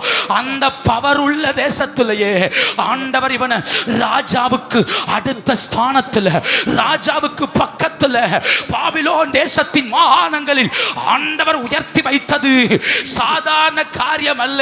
புடமிடுகிறவன் கையில் தன்னை விட்டு கொடுத்ததுனால அவன் போய் சேர்ந்த தேசத்தில் அவனை தேவன் சந்தானமற்றவனாய் அல்ல, தேசத்தின் சிங்காசனத்தில், தேசத்தின் உயர்ந்த ஸ்தானத்தில் கர்த்தர் வச்சாரே. புடமிடும் போது யாரெல்லாம் தன்னை ஒப்பு கொடுக்கிறார்களோ அவர்களை நிச்சயமாக முதல் கந்தாயத்து அத்திப்பழங்களாக, முதல் தரமானவர்களாக புடமிடுகிற கையில் என்னை புடமிடும், என்னை சரிப்படுத்தும், என்னை மாற்றுன்னு சொல்றவன கர்த்தர் சும்மா விட மாட்டார். அவன் முதல் தரமானவன். அவன் தேசத்தின் சிங்காசனங்களில் குடியிருக்கும்படி செய்வார். கர்த்தர் செய்வார். தன்னை ஒப்பு கொடுத்தான். யோயாக்கீன் ஒப்பு கொடுத்தான். யோயாக்கீன் அர்ப்பணித்தான். எந்த ஆண்டவர் கோனியான்னு சொன்னாரோ அதே ஆண்டவர் யெகோனியான்னு கூப்பிடும்படி வாழ்க்கையை மாற்றி அமைத்தான். அதாங்க புடமிடுதல். புடமிட்டு முடிக்கும் போது என் அடையாளம் மாறணும். புடமிட்டு முடிக்கும் போது என் பேரு மாறணும். புடமிட்டு முடிக்கும் போது யாக்கோவா இருந்தவன் இஸ்ரவேலாய் மாறணும். புடமிட்டு முடிக்கும் போது கேபாவா இருந்தவன் பேதுருவாய் மாறணும். புடமிட்டு முடிக்கும் போது என் சாயல் மாறணும். யெகோனியாவாய் மாறினா. கர்த்தர் மாற்றினா. கால வேளையில யெகோனியாவை நடத்தின பாதையில் கர்த்தர் நம்மளை நடத்தாமல் இருக்கலாம். யெகோனியாவை போலவே நம்மளை ஆண்டவர் புடமிடாமல் இருக்கலாம். ஆனா நம்ம ஒவ்வொருவருக்கும் வித்தியாசமான அனுபவங்கள் உண்டு. அதுல நான் சுருக்கமா சொல்வேன் 3 வார்த்தை. 1, தெய்வத்தினால் கைவிடப்படுகிற ஒரு அனுபவம் அல்லது தேவனுடைய அமைதி. கண்டிப்பா இது நம்ம வாழ்க்கையில வரும். 2, தேவனால் தள்ளிவிடுதல். தேவனால் தள்ளிவிடுதல், பயப்படுதல், கையில் ஒப்பு கொடுக்கப்படுதல் கண்டிப்பா வாழ்க்கையில வரும். அடுத்து தேவனால் அடையாளப்படுத்தப்படுதல். என்ன அடையாளம்? சந்தானமற்றவன், வளர மாட்டான். இது தெய்வத்தாலேயே, தேவனே என்ன செஞ்சார்? அப்போ தேவனால் அடையாளப்படுத்தப்பட்டவர்கள். அவனை விட்டுருங்க, அவன் வளர மாட்டான், அவன் எழும்ப மாட்டான். அப்போ தேவனாலே அடையாளப்படுத்தப்பட்டவர்கள். இந்த 3 அனுபவத்தில் எங்கனையாவது ஒன்றில் சிக்கியிருப்போம். இந்த கால வேளையில் ஒரு வேளை என் வாழ்க்கையில் தேவனுடைய அமைதியை நான் ரொம்ப பார்க்குறேன்னு சொல்லலாம். ஒரு வேளை இல்லை, என்னுடைய நான் யாருக்கெல்லாம் பயப்படுறேனோ அதெல்லாம் என்னை மேற்கொள்ளுதுன்னு சொல்லலாம். ஒரு வேளை என்னால் பிறப்பிக்க முடியலை, எந்த நன்மையும் என்கிட்ட வரல, என்னால் ஒரு பிரயோஜனம் இல்லை. சில நேரம் நம்ம ஜோமனும் இல்லை, என் கைகளில் ஒன்றுமே இல்லையோ ஆண்டவரே, என் கைகளை வச்சு நீர் ஆசீர்வதிக்கலையோ, என் கைகள்னால ஒரு நன்மையை காணலையோ. நேரங்களில் நம்மளை பார்த்து இப்படி சொல்லும்போ நம்ம ஜோமனும் இல்லையா, என்னால் ஒரு பிரயோஜனம் இல்லையா, என் கைகளால் பிரயோஜனம் இல்லையா, என்னால் படிக்க முடியாதா, எக்ஸாமில் பாஸ் ஆக முடியாதா, இந்த ப்ராஜெக்ட் ப்ராஜெக்டை பண்ண முடியாதா? இந்த செமஸ்டரை எழுத முடியாதா? இந்த வேலையை செய்ய முடியாதா? ஒரு 1000 ரூபாய் சம்பாதிக்க முடியாதா? ஒரு நன்மையை பார்க்க முடியாதா? என் கைகள் ஒரு ஆசீர்வாதத்தை பார்க்காதா? பல நேரங்களில் இந்த அனுபவங்களில் சிக்கிக் கொள்ளுகிறோமே. நம்ம செய்ய வேண்டியது ஒன்னே ஒன்று, கைகளை தேவனுக்கு நேராய் உயர்த்தி என் கைகளை புடமிடும், என் கைகளை புடமிடும், என் கைகளை புடமிடும். இந்த கைகள் புடமிடப்படுவதாக. இந்த கைகள் சந்தானமற்ற கையா இருந்திடக்கூடாது, பிரயோஜனமற்ற கையா இருந்திடக்கூடாது. இந்த கைகள் ஆசீர்வதிக்கப்பட்ட கைகளாய், சம்பாதிக்கிற கைகளாய், நன்மையை பார்க்கிற கைகளாய், அநேகரை பலப்படுத்துகிற கைகளாய், நன்மையை பெற்றுக்கொள்கிற கைகளாய் என் கைகளை மாற்றணும்னு சொல்லி கர்த்தரை சார்ந்து கொள்வோமானால் அவர் புடமிடுவார், அவர் புடமிடுவார். என் கைகளில் இருக்கிற ஈயங்களை தூக்கி எறிவார், என் கைகளில் இருக்கிற அசுத்தங்களை தூக்கி எறிவார், என் கைகளில் இருக்கிற நியாய கேடுகளை தூக்கி எறிவார், என் கைகளை சுத்தமாக்குவார். என் கைகள் சுத்தமாக சுத்தமாக என் வஸ்திரம் மாற ஆரம்பிக்கும், என் கைகள் சுத்தமாக சுத்தமாக சிறையிருப்பு மாற ஆரம்பிக்கும், என் கைகள் சுத்தமாக சுத்தமாக இழந்த சிங்காசனம் திரும்ப கிடைக்க ஆரம்பிக்கும், கைகள் சுத்தமாக சுத்தமாக இழந்த வஸ்திரங்கள் திரும்ப கிடைக்க ஆரம்பிக்கும், கைகள் சுத்தமாக சுத்தமாக எங்கெல்லாம் தோற்று போனமோ அங்கெல்லாம் கர்த்தர் பலப்படுத்துவார்.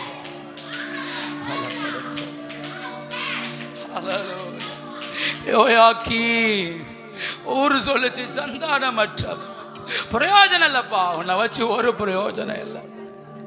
மத்தேயு சுவிசேஷம் 1ஆம் அதிகாரம். பிரயோஜனம் இல்லாத எகோனியாவை குறித்து வேதம் என்ன சொல்லுகிற? மத்தேயு சுவிசேஷம் 1ஆம் அதிகாரம் 12ஆம் வசனத்தை வாசிக்கலாம். பாபிலோனுக்கு சிறைப்பட்டு போன பின்பு எகோனியா சாலேத்தியலை பெற்றான், சாலத்தில் செருபாபேலை பெற்றார். செருபாபேல் என்கிற ஒரு மனிதன் வேதத்தில் பிரபலமானவன். ஆகாய் தீர்க்கதரிசன புஸ்தகம், சகரியாவின் புஸ்தகத்தில் அதிகமான பெயர்கள் வாங்கினவன் செருபாபேல். அந்த செருபாபேலுக்கு தகப்பன் தாத்தா யார் தெரியுமா? சந்தானமற்ற எகோனியா, தூக்கி எறியப்பட்ட எகோனியா. தேசத்தில் வைத்து கத்த சொன்னார், இவன் சந்தானமற்றவன், இவன் பிரயோஜனமற்ற சொன்னார். ஆனால் புடமிடுகிறவன் கையில் தன்னை ஒப்பு கொடுத்த இந்த எகோனியாவுடைய பெயர் எங்க வருது தெரியுமா? இயேசு கிறிஸ்துவின் பிறப்பின் சரித்திரத்தில் பெயர் பெற்றவன் இந்த எகோனியா. இயேசு கிறிஸ்துவின் பிறப்பில் சரித்திரம் பெற்றவன். யோசியாவுக்கு அப்புறம் அந்த சந்ததியில் வந்தது எகோனியா. எகோனியா சாலத்தியலை பெற்றான். சாலத்தியல் ஒரு சிங்கக்குட்டியை பெத்து போட்டான். செருபாபேல், ஆகா 2ஆம் அதிகாரம் கடைசி வசனம் சொல்லுது, என் தாசனாகிய செருபாபேல், அந்நாளில் உன்னை சேர்த்துக் கொண்டு நான் உன்னை முத்தரை மோதிரமாக வைப்பேன் வைப்பேன். எகோனியாட்ட சொன்னாரு, மோதிரத்தை கலட்டுவேன்னாரு. அவன் பேர செருபாபேல்ட்ட சொல்றாரு, உன்னை மோதிரமா மாத்துவேன், என் மோதிரத்தை உன்னில வைப்பேன். எங்க புடமிடுகிறவனுக்கு தன்னை ஒப்பு கொடுத்தார். எந்தெந்த இடத்துல சாபத்தை சுமந்தானோ அவன் சாபத்தை அல்ல, இப்போ நன்மையை சுமக்கிறான், ஆசீர்வாதத்தை சுமக்கிறான். யார் இந்த செருபாபேல் தெரியுமா? ஒரு நாள் யோயாக்கீன் என்கிற ராஜா இங்கிருந்து கொண்டு போகப்பட்டானே. சந்தானமற்றவன், தேவனால் புறக்கணிக்கப்பட்டவன், தேவனை கைவிட்டார்னு சொன்னல, அவனுக்கு பேரனாக்கும், அவனுடைய சந்ததியாக்கும் இந்த செருபாபேல் கைகள்லாம் ஆலயத்தை அஸ்திவாரம் போட்டது, ஆலயத்தின் வேலையை செய்து முடித்தது. கர்த்தர் சொன்னார், செருபாபேல் பலத்தினாலும் அல்ல, பராக்கிரமத்தினால் அல்ல, என் ஆவியினால் ஆகும், உன் கூடவே நான் இருப்பேன், நான் செய்வேன்னு சொன்னார். அந்த செருபாபேலின் கைகள் ஆலயத்தை கட்டி முடித்தது. அல்லேலூயா. புடமிடுதலுடைய விளைவுங்க. புடமிடுகிறவன் கையில மட்டும் விட்டு கொடுத்தா முடிவு மகிமையா இருக்கும், முடிவு மகிமையா இருக்கும். புடமிடும் போ வேதனையா இருந்துச்சு, ஆனா இப்போ யெகோனியாவுடைய பேரு சரித்திரத்துல வருது. யெகோனியாவுடைய பேரு தாவீதின் வம்சத்தில் வருது. இந்த வம்சத்திலேயாக்கும் இரட்சகர் இயேசு பிறந்தார். இந்த தலைமுறையில ஆக்கும் இயேசு பூமிக்கு வந்தார். சந்தானமற்றவனு பேரு வாங்கினவன் கிறிஸ்துவை பிறப்பித்தான். சந்தானமற்றவனு பேரு வாங்கினவன் இல்லாதவன் இயேசு கிறிஸ்து பிறப்பதற்கு ஆயத்தமா இருந்தான். சந்தானமற்றவன் பேர் வாங்கினவன் உலகத்தின் மீட்பர இந்த கற்பங்கள் சுமந்தது. ஹல்லேலூயா, ஹல்லேலூயா. புடமிடுகிறவன் கையில விட்டு கொடுக்கணும். எகோனியா முதல் கந்தாயத்து அத்திப்பழம். இந்த கால வேளையில நான் என்ன செய்கிறேன்? என்னை தேவன் கையில விட்டு கொடுக்கிறேனா அல்லது உலகத்தை சார்ந்து ஓடுகிறேனா? நான் யார் கையில் இருக்கிறேன்? நம்மளை கொஞ்சம் சிந்திக்கணும். எகோனியா தன்னை தேவன் கையில் ஒப்பு கொடுத்தான். தானியேலின் தீர்மானம் நமக்கு தெரியும். சாத்ராக் மேஷாக் ஆபேத்நேகோவின் தீர்மானம் நமக்கு தெரியும். ஆனால் நான் இப்படி சொல்றேன், இவங்க எல்லாத்துக்கும் குரு எகோனியா. மறைக்கப்பட்ட ஒரு பாத்திரம், வெளியே தெரியாத ஒரு பாத்திரம். நான் என்ன நினைக்கிறேன், சிறைச்சாலையில் இருந்தாலும் கூப்பிட்டு சொல்லியிருப்பான், தானியேலை விட்டுறாத, விசுவாசத்தை விட்டுறாத, கர்த்தரை விட்டுறாத. ஆமே, சாத்ராக் மேஷாக் ஆபேத்நேகோ கர்த்தரை விட்டுறாத, கர்த்தரை பிடிச்சுக்கோ. ஒரு சந்ததி எழுப்பிருங்க, ஒரு சந்ததி எப்படியா தட்டி எழுப்பிருங்க. என் தகப்பன் யோசியா இந்த சந்ததிக்காக அவ்வளவு பிரயாசப்பட்டு இருக்கிறார். விட்டுறாத விட்டுறாத. அவன் சிறைச்சாலையில் அவன் ஒரு சந்ததியை எழுப்பினான். அவர்கள் வந்து பரவினார்கள். ஒரு சாத்ராக், ஒரு மேஷாக், ஒரு ஆபேத்நேகோ, ஒரு தானியேல். ஆனால் பின் நாட்கள்ல லட்சக்கணக்கானோர் கர்த்தரை ஆராதித்தார்கள். நமக்கு தெரிஞ்சது 4 பேர் தான். இந்த 4 பேரை உருவாக்குற ஒரு ராஜா உள்ள இருக்கிறான். இந்த 4 பேரை ஆமே தூக்கி நிறுத்துற ஒருத்தர் உள்ள இருக்கிறான். அவன் யூதாவின் ராஜா யோயாக்கீன். கண்கள் குடக்கப்படாதவன், அபிஷேகத்தை விட்டு விலகாதவன், கிருபையை விட்டு விலகாதவன், தான் சிறையிருப்பில் இருந்தாலும் தன் சந்ததியை தட்டி எழுப்பினவன். ஹல்லேலூயா. தான் நெருக்கத்தில் இருந்தாலும், தான் புடமிடப்பட்டாலும் தன்னோடு இருக்கிறவன் விழுந்து போக கூடாது என்பதில் கவனமாயிருந்தவன். நான் இப்படி சொல்றேன், அவன் நெருக்கத்தில் அவன் ஆத்மீகத்தை சாக விடாதவன், அவன் நெருக்கத்தில் தன் ஆத்துமாவை சாக விடாதவன், அவன் நெருக்கத்தில் புடமிடும் போது தன் ஜீவியத்தை சாக விடாதவன், தன்னை காத்து கொண்டவன் ஒரு சந்ததியை தட்டி எழுப்பினார். கர்த்தர் அவனுக்கு குடும்பத்தை கொடுத்தார், பிள்ளைகளை கொடுத்தார். செருபாபேல் என்கிற தலைவனை உருவாக்கினார். அடுத்த தலைமுறையை வழிநடத்தக்கூடிய ஒரு ராஜாவை, ஒரு தலைவனை அந்த யோயாக்கீன் உருவாக்கிட்டான். அந்த செருபாபேலை கொண்டு தேவன் தன் ஆலயத்தை கட்டினார். யோசித்து பாருங்க, தள்ளி இருந்திருக்கலாம்ல. அந்த சந்ததியை வச்சு ஆலயத்தை கட்டணுங்கிற அவசியம் இல்ல. ஆண்டவர் தள்ளல்ல, புடமிட்டார். ஊருக்குள்ள முறைச்சார் ஆண்டவர். கொண்டு போன இடத்துல தகப்பனாய் கூட இருந்தார். ஊருக்குள்ள அவனுக்கு எதிரியா இருந்தார் கர்த்தர். அதனாலதான் கோணியான்னு கூப்பிட்டாரு.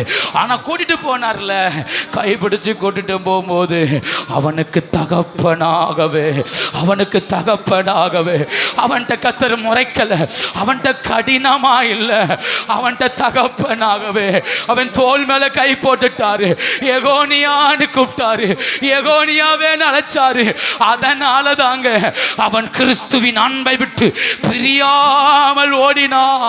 ஒரு பக்க அவமானமா இருந்தாலும் கொஞ்சம் போய் அப்பா சமூகத்தில் உட்கார்ந்து பாருங்க.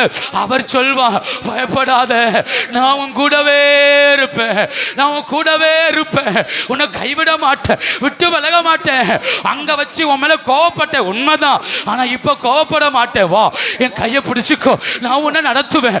அவர் நடத்த நமக்கு தெரியாத ஒரு தானியேல், தெரியாத ஒரு சாத்ராக், தெரியாத ஒரு மேஷாக், தெரியாத ஆபேத்நேகோ அந்த சிறைச்சாலைக்குள்ள கிறிஸ்துவின் மகிமைக்காக, தேவ ராஜ்யத்தின் மகிமைக்காக போராடினவன். அவன் மேல இருந்த கிருபையை கர்த்தர் விளக்கவே இல்லை.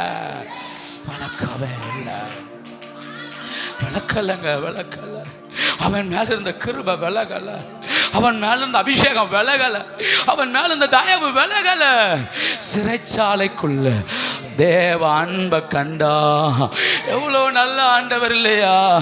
அவருடைய அன்பை பார்க்கணும்னா நெருக்கத்தின் ஆழத்துல கைபிடிச்சு பாருங்க. நெருக்கத்தின் ஆழத்துல கர்த்தருடைய அன்பை பார்க்கணும்னா அவருடைய கையை பிடிச்சு பாருங்க. அவர் திறக்கிற பாதை ஆச்சரியமா இருக்கும், அவர் திறக்கிற வழிகள் ஆச்சரியமா இருக்கும், அவர் திறக்கிற சூழ்நிலைகள் ஆச்சரியமா இருக்கும். அவர் அதை செய்வார்.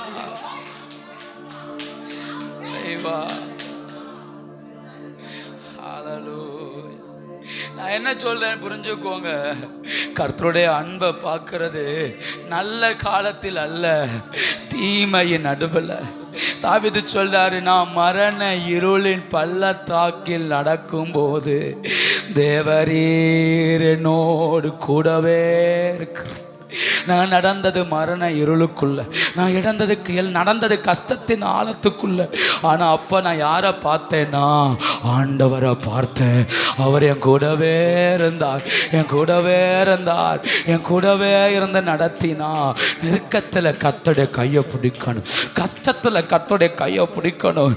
அவர் மேலே அன்புங்கிறது நல்லா இருக்கும்போது, ஒரு கணவன் ஒரு மனைவியை பார்த்து, மனைவி கணவனை பார்த்து நல்லா இருக்கும்போது நான் உன்னை நேசிக்கிறேன், நான் உன் மேல அன்பா இருக்கிறேன் அப்படிங்கிறத விட, அவர்கள் கஷ்ட காலங்கள் வரும்போ, மனைவி விழுகிற காலம் வரும், புருஷன் விழுகிற காலம் வரும்போ, அன்னைக்கு தாங்க ஒரு மனுஷனுடைய ரியாலிட்டி தெரியும், ஒரு மனுஷனுடைய உண்மை தரம் என்னன்னு தெரியும். இவள் நேசிக்கிறாடா நேசிக்கலையா, இவள் நேசிக்கிறாளா நேசிக்கலையாங்கிறது கஷ்டத்தின் ஆழத்துல தெரியும் இல்லையா. ஒரு மனித அன்பையே கஷ்டத்தின் ஆழத்துல தேடுவோமானா தெய்வம் எத்தனை பெரியவர். அவர் அங்கதாங்க கோணியான்னு கூப்பிட்டாரு, ஆனா போற வழியெல்லாம் அவனை எகோனியான்னு கூப்பிட்டாரு, அவனை எகோனியான்னு கூப்பிட்டாரு. ஒரு இடத்துல கூட கோணியான்னு கூப்பிடல, அங்கதாங்க கோணியானார். நிலை நிற்க மாட்டேன்ட்டார் ஒரே வார்த்தையில. ஆனா கைப்பிடிச்சு கூட்டிட்டு போகும்போதெல்லாம் எகோனியா எகோனியா எகோனியா, தெய்வம் உன்னை நிலைநிறுத்துவார், தேவன் உன்னை நிலைநிறுத்துவார். அந்த வார்த்தை தான் சிறையிருப்பில் அவனை உயர்த்தினது. சந்தானமற்றவன் தேசத்துக்கு ஆசீர்வாதமாய் மாறினான், சந்தானமற்றவன் தேசத்துக்கே நன்மையாய் மாறினான். அவன் சந்ததியிலேயே பிறந்தார். இந்த கால வேளையில அவர் உடைக்கும் போது ஒப்பு கொடுக்கணும், அவர் உடைப்பதற்கு அர்ப்பணிக்கணும். ஆண்டவர் கையில விழணுங்க, ஆண்டவர் கையில விழணும். நம்ம சும்மா வந்துட்டு சும்மா போறதுனால யாருக்கு ஒரு பிரயோஜனம் கிடையாது. வாயவே திறக்காம இருந்துட்டு போறதுனால பிரயோஜனம் ஒன்றும் கிடையாது. புடமிடுகிறவன் கையில கெட்டு போகாதபடி நம்மளை காத்து கொள்ளுவோம். வாலிப பிள்ளைகளுக்கு சொல்றேன், கர்த்தர் கையில கெட்டு போகாதீங்க. அவர் உருவாக்கும் போது கெட்டு போகாதீங்க. அவர் உருவாக்கும் போது கர்த்தரை விட்டு ஓடிராதீங்க. அவர் கையில எடுக்கும்போது விழுந்துருங்க. ஃபெயில் ஆனாலும் பரவாயில்ல, கர்த்தர் பாதத்துல விழுந்துரு. நீ தோத்தாலும் பரவாயில்ல, கர்த்தர் பாதத்துல விழுந்துரு. அவமானப்பட்டாலும் பரவாயில்ல, கர்த்தர் பாதத்துல விழுந்துரு. அவர் பாதத்துல விழுந்தா அவர் கட்டி எழுப்ப வல்லவரா இருக்கிறார். அவர் பாதத்துல விழுந்தா அவர் உருவாக்க வல்லவரா இருக்கிறார். இந்த வார்த்தை சொல்லி முடிக்கிறேன். புடமிடுகிறவனுடைய பிரயாசம் என்னில் விருதாவாய் போயிடக்கூடாது. இன்னைக்கு நீங்கள் எந்த நிலைமையினாலும் இருங்க, ஆனால் அவருடைய பிரயாசம் விருதாவா போக விட்டுறாதீங்க. அவருடைய முயற்சி நம்மில் விருதாவா போக விட்டுறாதீங்க. அவர் என்னில் செய்ய விரும்புறது நிறைவேறட்டும்.